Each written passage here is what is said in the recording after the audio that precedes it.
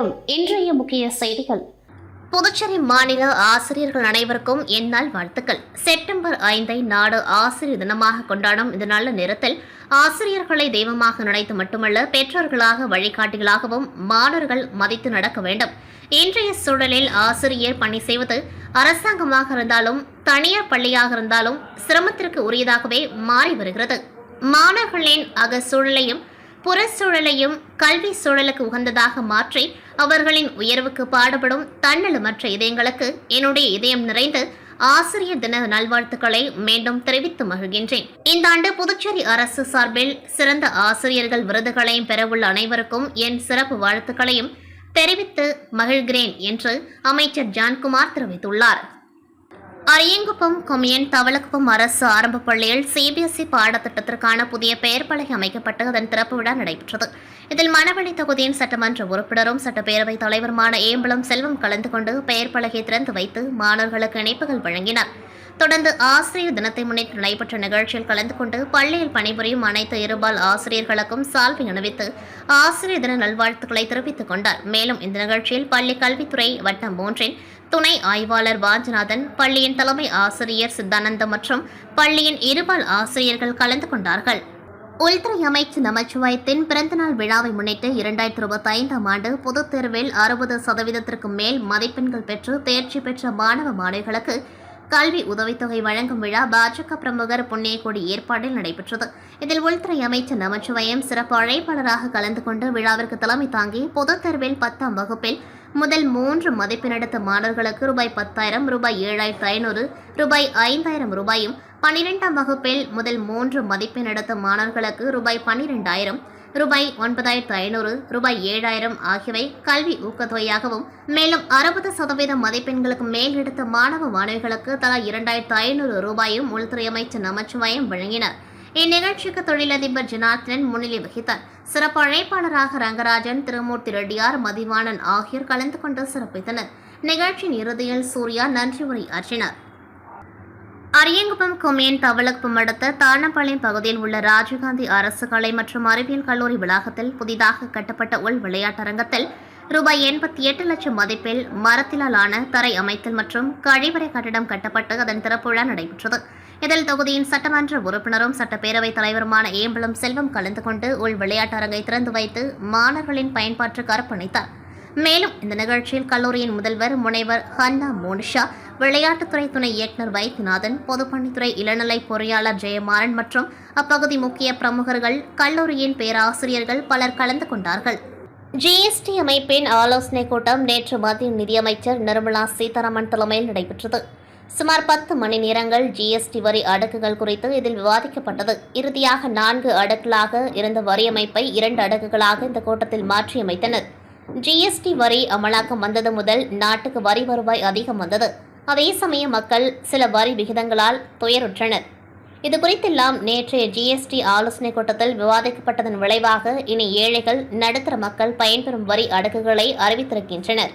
நடுத்தர மக்கள், ஏழைகள் அன்றாடம் பயன்படுத்தும் பால் பொருட்கள், எண்ணெய், பற்பசை, ஷாம்பு முதலான பல அத்தியாவசிய பொருட்கள் 12% வரியில் இருந்தும் 18% வரியிலிருந்தும் 5% வரியாக குறைக்கப்பட்டுள்ளது.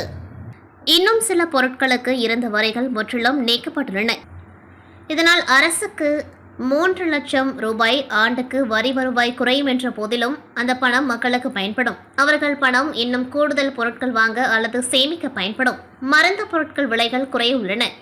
காப்பீட்டுக்கான வரி முற்றிலும் நீக்கப்பட்டுள்ளது. இப்படி பல நன்மைகளை ஜிஎஸ்டி வரி அடுக்குகள் குறைப்பு தரப்போகிறது. சுதந்திர தினத்தன்று பிரதமர் மோடி நாட்டு மக்களுக்கு தீபாவளி பரிசு ஜிஎஸ்டி வரி குறைப்பு மூலம் வரும் என்றார். அதை நிதியமைச்சர் நிர்மலா சீதாராமன் மூலம் செய்து முடித்திருக்கிறார். மக்களை மகிழ்வித்த பிரதமர் மோடி தலைமையிலான மத்திய அரசுக்கு புதுச்சேரி மக்கள் சார்பில் நன்றியை தெரிவித்துக் கொள்கின்றேன். புதுச்சேரி மங்கலம் தொகுதிக்குட்பட்ட செம்மியம்பாளையம் கிராமத்தில் உள்ள குஞ்சன் ஓடையில் இருபுறமும் கான்கிரீட் தடுப்பு சுவர் அமைக்க கிராம மக்கள் பல ஆண்டுகளாக அரசு மற்றும் தொகுதி சட்டமன்ற உறுப்பினர்களுக்கு கோரிக்கை வைத்து வந்தனர். இதனை ஏற்ற தொகுதி சட்டமன்ற உறுப்பினரும் வேளாண் துறை அமைச்சருமான தேனி ஜெயக்குமார் உடனடியாக அதற்கு நடவடிக்கை மேற்கொண்டு பொதுப்பணித்துறையின் மூலம் 1,95,43,000 ரூபாய் செலவில் இருபுறமும் கான்கிரீட் தடுப்பு சுவர் அமைக்கும் பணியினை பூஜை செய்து துவக்கி வைத்தார். இந்நிகழ்ச்சியில் செயற்பொறியாளர் நீர்ப்பாசன கோட்டம் ராதாகிருஷ்ணன், உதவி பொறியாளர் ஸ்ரீநாத், இளநிலை பொறியாளர் அருள்முருகன் மற்றும் என்ஆர் காங்கிரஸ் பிரமுகர்கள், ஊர் பொதுமக்கள் கலந்து கொண்டார்கள். புதுச்சேரி மகாத்மா காந்தி வீதியில் அமைந்துள்ள சித்தி விநாயகர் ஆலயத்தின் மகா கும்பாபிஷேகம் இன்று வெகு விமர்சையாக நடைபெற்றது. கடந்த 27ஆம் தேதி கணபதி ஹோமம், விக்னேஸ்வர பூஜையுடன் துவங்கி தொடர்ந்து முதல் கால யாகசாலை பூஜை துவங்கி 4 கால யாகசாலை பூஜைகள் நிறைவடைந்து கடம்பரப்பாடு நடைபெற்றது. தொடர்ந்து புனித நீர் கோவிலில் உள்ள ராஜகோபுரம் மற்றும் கோவிலில் உள்ள பரிவார தெய்வங்களுக்கு புனித நீர் ஊற்றப்பட்டு மகா கும்பாபிஷேகம் நடைபெற்றது. இதில் திரளான பக்தர்கள் கலந்து கொண்டு சுவாமி தரிசனம் செய்தனர். புதுச்சேரி திருமுடி நகர் ஸ்ரீ கங்கை விநாயகர் ஆலயத்தின் மகா கும்பாபிஷேகம் இன்று வெகு விமர்சையாக நடைபெற்றது. இந்த விழாவில் புதுச்சேரி மட்டுமின்றி சுற்றுப்புறங்களில் இருந்து நூற்றுக்கணக்கான பொதுமக்கள் கலந்து கொண்டு சுவாமி தரிசனம் செய்தனர். கும்பாபிஷேக விழாவில் புதுச்சேரி உருளைன்பேட்டை தொகுதி தமிழக வெற்றிக் கழகம் சார்பில் அன்னதானம் வழங்கும் நிகழ்வு நடைபெற்றது. கும்பாபிஷேக விழாவில் சுமார் 300க்கும் மேற்பட்ட பக்தர்கள் மற்றும் பொதுமக்களுக்கு தமிழக வெற்றிக் கழக நிர்வாகிகள் அன்னதானம் வழங்கினார்கள். இந்த நிகழ்ச்சியில் ஏராளமான பொதுமக்கள் மற்றும் தமிழக வெற்றிக் கழக நிர்வாகிகள் என அனைவரும் திரளாக கலந்து கொண்டார்கள். புதுச்சேரி காரைக்காலை சேர்ந்தவர் பாலா. இவர் விஜய் டிவியின் கலக்கப்போவது நிகழ்ச்சியின் மூலம் மிகவும் பிரபலமடைந்தார். இந்நிலையில் பல்வேறு உதவிகளை தொடர்ந்து செய்து வருவதால் தமிழ் மக்களிடையே மிகவும் பிரபலமான இவர் தற்பொழுது காந்தி கண்ணாடி என்ற படத்தில் கதாநாயகனாக நடித்துள்ளார். இத்திரைப்படம் வருகின்ற செப்டம்பர் 5ஆம் தேதி திரைக்கு வரும் நிலையில் புதுச்சேரியை சார்ந்த அவரது ரசிகர்கள் மற்றும் சமூக சேவை அமைப்புகள் இணைந்து நடுக்கடலில் ஷெரீப் இயக்கத்தில் கதாநாயகனாக பாலா நடிக்கும் காந்தி கண்ணாடி படம் வெற்றியடைய வேண்டி பேனர் வைத்துள்ளனர். இது தற்பொழுது சமூக வலைதளங்களில் வைரலாக பரவி வருகிறது. புதுச்சேரியில் கடந்த சில நாட்களாக போக்குவரத்து விதிமுறை மீறல்கள் தொடர்பாக போக்குவரத்து போலீசார் மற்றும் அதிகாரிகள் அபராதம் விதித்துள்ளதாக ஆர்டிஓ அலுவலகத்திலிருந்து அனுப்பப்படுவது போன்ற ஆர்டிஓ செல்லான் என்ற போலியான மொபைல் லிங்க் ஒன்று தனிப்பட்ட முறையில் குறுஞ்செய்தியாக பலரின் செல்போன் எண்ணிற்கு இணையவழி மோசடி நபர்களால் அதிகமாக பகிரப்பட்டு வருகிறது.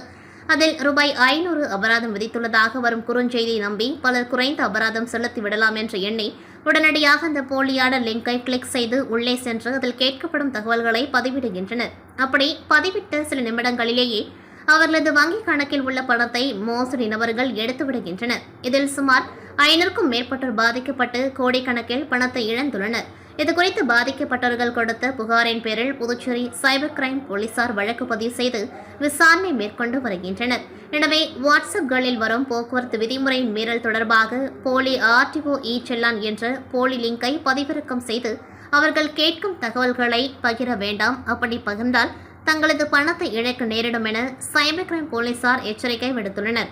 புதுச்சேரியில் அரசு துறை பெயரில் போலி லிங்கை பதிவிட்டு மோசடி பேர் வழிகள் கோடிக்கணக்கில் பணத்தை சுருட்டி வருவது பெரும் பரபரப்பை ஏற்படுத்தியுள்ளது. இத்துடன் செய்திகள் நிறைவடைகின்றது. நன்றி, வணக்கம்.